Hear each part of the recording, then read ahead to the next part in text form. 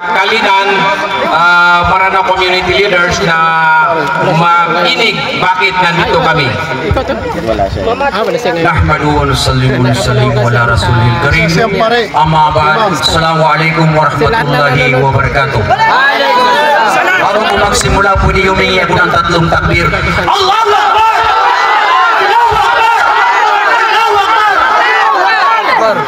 Una sa lahat, nais namin magpasalamat galing Kalinan. Marami kami.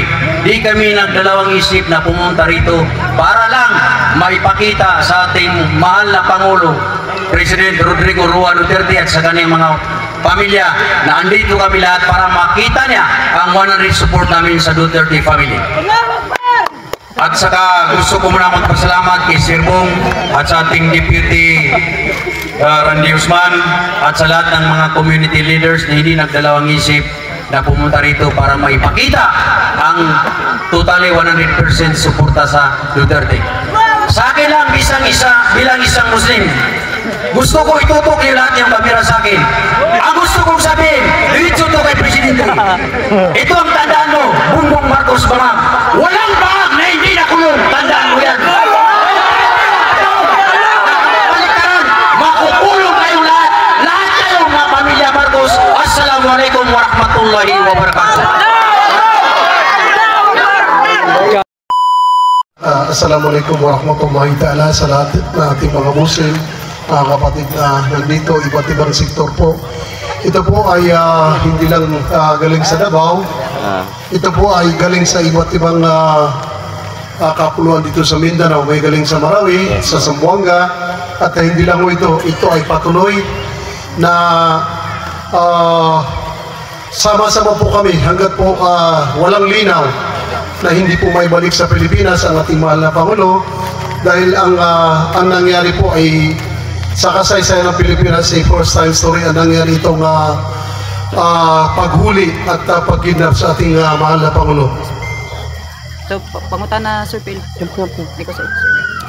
Ayun, Sir Bong, natanong na po namin yung ibang question kay Imam kanina. Ito lang po, Sir Bong, ano po yung magiging parang advice mo kay Torre, no, sa mga pangyayaring ginawa niya kay Tatay Digong? Napakalinaw. At itong ilang araw naman ay meron tayong inquiry investigation sa Senate. Okay po. Ini-emphasize yung law, yung constitutional, halos nagkaka-divide na yung mga nandoon. Kitang-kita po yung violation ng ginawa ni Torre, itong PNP.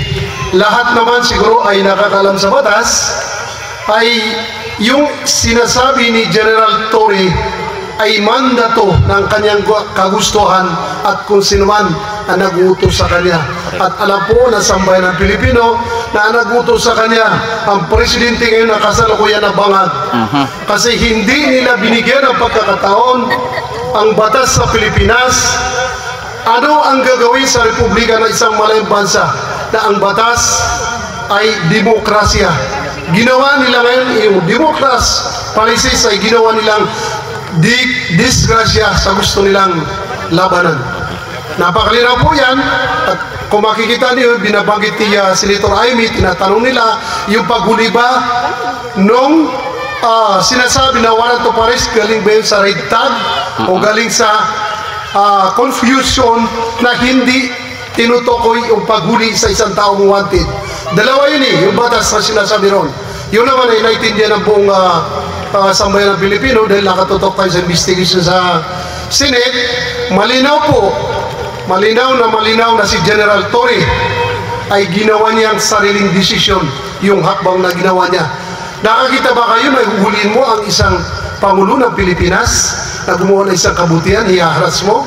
Nakakita ka na isang opisyal na military na yung abogado ng isang hinuhusgaan ay hahatakin mo, tatanggalin mo, na yun ang dapat i-provide, dapat yun ang nandoon sa kapaligiran ng mga taong hinuhuli ang kanilang abogado, dahil yun ang sinabi ng batas.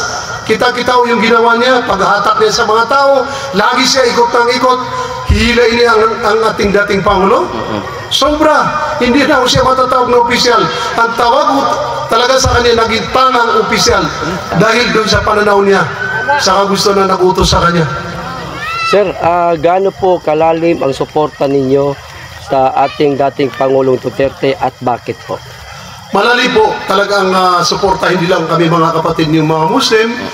Nakita ho nyo, sa tagal itong pamilyang ito, lalo-lalo na ho, unay ko na sa aming mga Muslim, gumanda ho ang buhay namin dito sa Mindanao. Gumanda ho ang buhay dito sa Davao ng mga Muslim. At ngayon lang ho kami nakatikim na totoong batas, yung barn. Kung matatandaan nyo, draft pa lang ng mga unang presidente, yung Bangsa Moro Bisiklo, ay nagkakaroon na kami ng problema. Maraming debate sa Kongreso, maraming debate sa Senate, pero nung umupo ang ating mahal na Pangulo si Duterte, nakita nyo naman kung gaano naging napakaganda ang batas na ginawa sa aming mga muros dito sa Mindanao. Kaya yung utang na loob namin sa kanya, hindi mo matatawaran. Dahil ang tingin niya sa bawat Pilipino, hindi lang sa Muslim, ay kapamilya niya. Nandoon yung tulong niya, nandoon yung pinangatawan nila yung pangangailangan ng mga tao. Alam po ninyo ba ang ginawa niya sa mga Muslim? Wala pong gumawa ng ninumang opisyal, ninumang mga naging dumaan na presidente sa Republika ng Kasaysayan ng Pilipinas. Ang mga madrasa, sinasahuran ng mga imam at mga ustads. Nagbibigay ng paral sa mga kabataan sa mga Islamic institution. Nagbibigay ng paghahats na libre sa mga Muslim. Saan kayo makakita ng ganitong mga tao na kapag ganitong araw ng Ramadan, halos ang pagkain sa mga simbahan, sa mga community ng mga Muslim ay halos po puno. Mayroon bang gumawa sa aming mga Muslim? Dito ho namin nakita yung karapatan ng mga Muslim bilang isang mga Pilipino na yung ginawa ng ating mahal na Pangulo si Tatay Digong ay hindi po ginawa ng mga ibang dumaan na presidente sa Pilipinas. Yun po yung tanong nyo na kung kami ay talaga dadalhin sa kamatayan para lang may balik siya, kung kami ay dadalhin sa kamatayan para lang po ipaglaban ng batas na ginawa sa kanya, nilabag ay nandito po kami lahat. At dito po sa Davao, ito po ang nangunguna rito talaga sinusuportahan niya. Alam po natin ito, yung kapatid natin, yung una-una naging deputy mayor po dito sa Davao City, si Randy Usman, tumakoy po itong gobernador, ang kanyang pamilya, yung kapatid niya si Wating, ang kanilang pamilya, ay halos araw-araw nandito sa mga lansangan. Umiiyak sila. Kaya po nandito kami, ipinakikita po namin na sama-sama po kami. Hindi po kami matutulog para po maipakita na ang bansa sa Pilipinas ay naiurakan. Kung matatanda po ninyo sa mga reporter po, ang batas sa Pilipinas ay malinaw. Yung sovereignty, yung soberanya ay nalabag. Hindi lang kung si Presidente. Saan kayo nakakita na dumating dito, walang karapatan dito na ibang country ibibigay niyo isang Pilipino sa kanila? Ibig sabihin walang batas sa Pilipinas o umiral? Kaya ito sinasabi ng mga ibang leaders sa Pilipinas, kung ito ay pairalin, itong administrasyon ni Marcos, baka ang mga tao, mga Muslim, bumalik, magrebelde at lumaban sa gobyerno dahil walang batas na nangyari sa kasalukuyan. Sa ngayon po, sir, ano po ang inaasahan ng mga kapatid nating Muslim sa administrasyon ni Marcos? Siguro ang nakikita po natin, parami ang mga tao ngayon na nagsasabi na nawawala yung tiwala po nila sa kasalukuyang administrasyon. Para sa akin, parang wala na kami inaasahan. Nalabag nga nila yung presidente, nalabag nila yung karapatan ng ating mahal na Pangulo, nalabag nila yung matanda, nalabag nila sa Pilipino. Para sa akin, wala na kami tiwala sa kanya. Ano pang natitira na tiwala sa kanya? Nakikita natin sa ilang buwan nagkakaroon ng investigation hanggat sa dumating sa Supreme Court, nagkakaroon ng investigation yung billion, trillion, ninakaw nilang pera, ninanakaw pa nila ang karapatan ng tao, ninanakaw pa nila ang batas sa Pilipinas para pagtakpan. Dahil napakalinaw, is political motivated lang, ginagano nila Pilipinas, dahil ang pangarap nila sa 2028 ay mapindaw nila si Vice President, si Sara Duterte at itong pamilya, para sila ang magpatuloy sa kanilang kawalangian. Napakalayo yung pangarap ni Tambaloslos. Wala na ho naniniwala sa kanya. Napakalayo. Sino ba sila para pa ipagpatuloy yung ginawa nila? Nagawa nga nila sa ating mahal na Pangulo, tayo pa kaya kami pa kay mga maliliit na mga Muslim. Kaya may po, magbantay po tayo. Dahil kaya po kami nandito po kami sa tahanan po ng ating mahal na Congressman, si Pulong Duterte, dito po sa Davao City. Dahil nandito yung lahat ng mga Muslim, dito namin pinagpapatuloy yung dua. Ramadan namin, hiningi namin sa Allah. Ya Allah, ibalik si Presidente, Ya Allah, protektahan itong pamilya, at Ya Allah, magising si President Bangag at ang kanyang mga kasamahan. Natigilan nila ang pagsira sa Republika ng Pilipinas at ang pamilyang ito. Dahil wala na po yung pangarap nila, sinisigurado natin sa pangarap nila sa 2020. Sir Bong, sa tingin niyo po ba yung ginagawa ng kasalukuyang gobyerno sa ating dating Pangulo o sa pamilya ng Duterte ay pamumulitika pa po ba or personalan na? Alam niyo, napakalinaw. First, politika. Ngayon, personalan na. Bakit? Ang nakikita ba ngayon ng taong bayan ay hindi malinaw yung dalawa na binanggit natin? Politika dahil ayaw nila na maalis sila dahil natikman nila. Alam niyo, ito si President Bangag, higit pa ho ito sa ginawa ng tatay niya. Diktador na. Napakalinaw yung ginagawa nila. So, napakalinaw na personal nila ginagawa ito. Gaano kasakit yung nakita natin dumating ating mahal na Pangulo pagkatapos diretso sa airport dito sa may bis ng kasundaluhan. Nakaredy na yung aeroplano, hindi nila binigyan ng pagkakataon yung mga petisyon para ipasok sa Republika ng Pilipinas na doon inuli ang ating mahal na Pangulo para mabigyan agad yung mga petisyon na iniakit sa Supreme Court. Ang binabanggit nila ilang oras na, kahit na wala pang justification dun sa warrant, na ngayon nagkakaroon ngayon ng problema sa sinitiri. Yung rate tag, kasi sinasabi na rate tag, malinaw ito, iyon yung warrant na dala ng Interpol. Pero confusion ang binabanggit ng director nung tumanggap ng warrant. Ibig sabihin, ang kahulugan, yung confusion, yun yung paglilinaw sa paghuli sa tao. Hindi pa sinasabi na ang tao ay huhuli na para dalhin. Kaya malinaw ngayon, salungatan sinasabi ng DOJ, salungatan sinasabi ng PNP, salungatan sinasabi ng Interpol. Napakalinaw to sa nakaraan itong mga hearing. Paano po may pagtatanggol pa ng ating mga kapatid na Muslim ang dating Pangulong Duterte? Ito po ang pagtatanggol na talaga pagsasama-sama natin. Hindi lang kami, tayo mga Pilipino. Wala na ho tayong karapatan bilang Pilipino sa nangyari ito. Bakit ayaw pa nating magkaisa tayo? Siya nga sa ating mahal na Pangulo, napakatanda niya, nagawa nila, tayo pa kayo mga mahihirap na Pilipino, kami pa kaya mga mahihirap na Muslim. Kapag gusto nila, baka ako nga kinabukasan nakulong na ako sa kayong mga ibang mga nagsasabi na mga kasama natin. Dahil ang Pilipinas ay para sa akin, naninindigan ako ngayon na parang wala na yung demokrasya. Dahil sa nangyaring ito, wala na tayong dapat pag-itindihin kung di tayo, sama-sama po tayo may balik po ang ating mahal na Tatay Digong sa Pilipinas at may pagpatuloy ang kanilang serbisyo sa bawat Pilipino. Yan lang po ang pangarap natin. Sir Bong, naniniwala ka ba na dapat may mananagot sa itong pagdakip o itong paggita po kay dating Pangulong Duterte?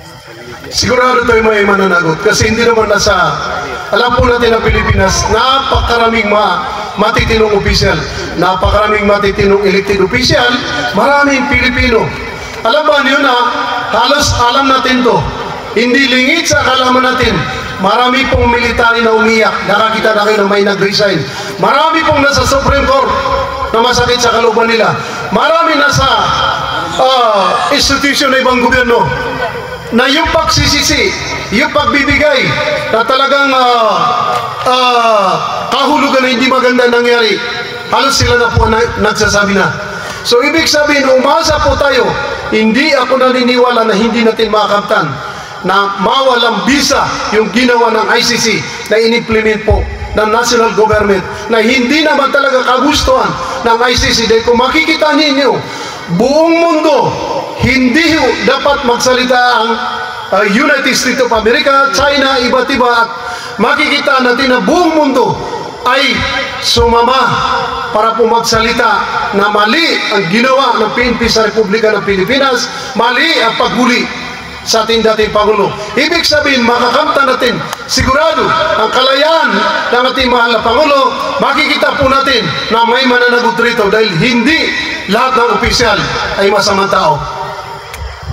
Sir, sa palagay niyo po ba, maaaring magdeklara si Marcos ng martial law?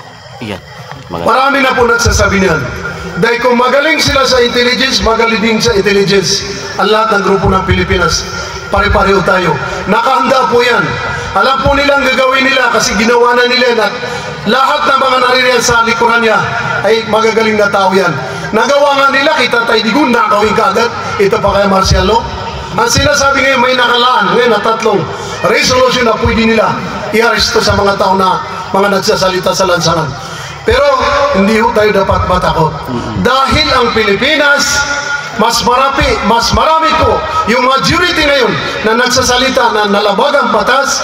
Nina ko si ating mahal na Tatay Digong, inalis na po ang karapatan ang bansang ito. So ibig sabihin, wala po tayo dapat ikatakot. Sabi ko nga kagabi, kung ikukulong nila tayo, saan tayo magkasya na kulungan? Ang nakikita natin ngayon, milyon ng tao na nagsasalita para po ibalik po sa Pilipinas si Tatay Digong.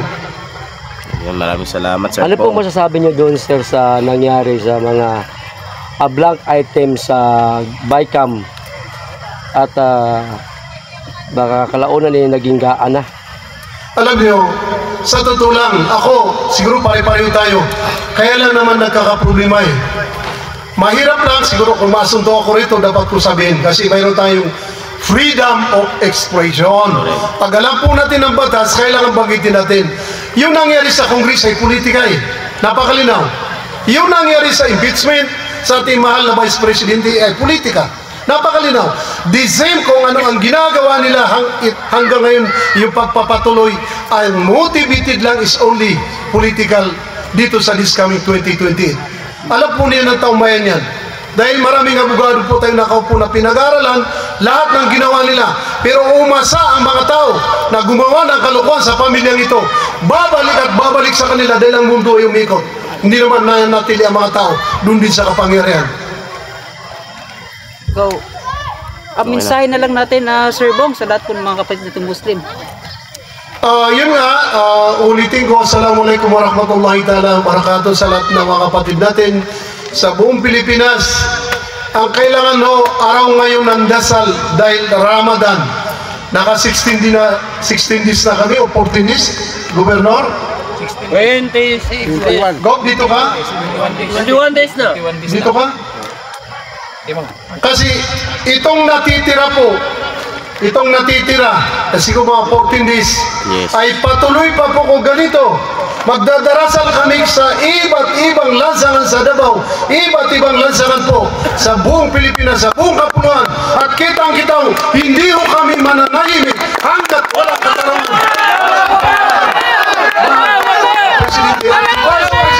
Sa ginagawa nila, yung impeachment na sinasabi nila, makikita nila kung anong patuloy dyan sa resulta ng impeachment. Isa na lang po, sir, isa na lang po. Kung meron po kayong mensahe kay Marcos, ano po ang magiging mensahe ninyo? Ang mensahe natin kay Marcos sa ating presidente, maging matiyag siya sa likod niya. Ayun. Alam po natin na mayroon siyang kabaitan sa bawat Pilipino. Pero nananaig sa kanila yung politika, nasusulsulan siya, nawawala sa kanyang katinuan dahil doon sa bangag siya, kaya po na pag-desisyon. Yan ang totoo niya. Mabuting tao po yan mga yan. Kaya lang, dyan sa political motivated nila, kaya po nila nagagawa ito personal na mga bagay para po sirain ang Pilipinas, sirain ang tao, sirain ang bawat Pilipino sa kasalukuyan.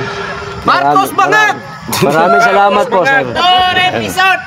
Si Deputy. Si Deputy, baka may Yes, si tanong. Deputy. Yes, Bigyan po natin ang pagkakataon po ang ating Yes. kapatid si Deputy Mayor, Sige po. si Randy Usman at yung mga ibang leader po natin, mga presidente po sa Davao dahil araw-araw po walang tulugan nito.